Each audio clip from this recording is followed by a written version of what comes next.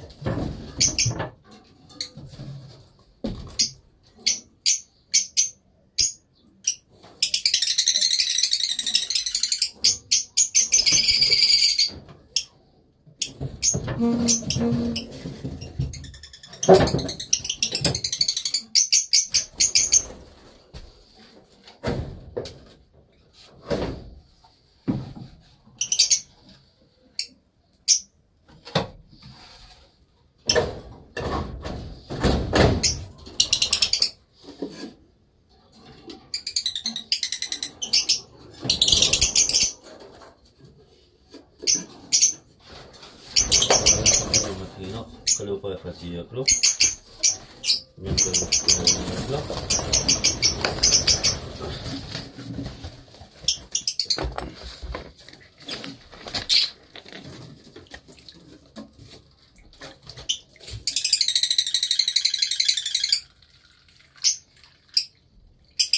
الماء هو اهم حاجه في هذه الحراره هذه في الصيف.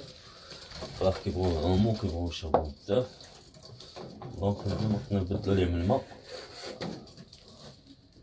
باش ما يتلوثش. ماشي كيبردو فيه بعد المرات يعني نبدلو الماء.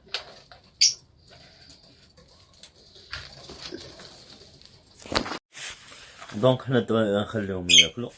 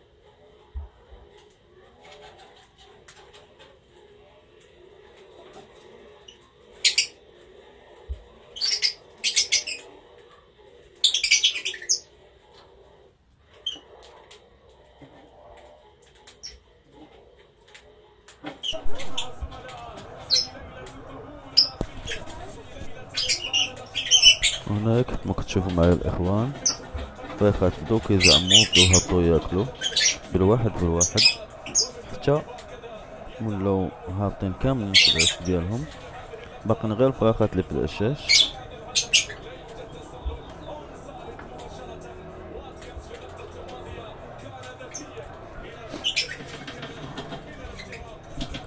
خليكم مع الفيديو، غادي نلوح لكم ان شاء الله في الاخر ديال الفيديو الطريقه كيفاش كياكل البيروش.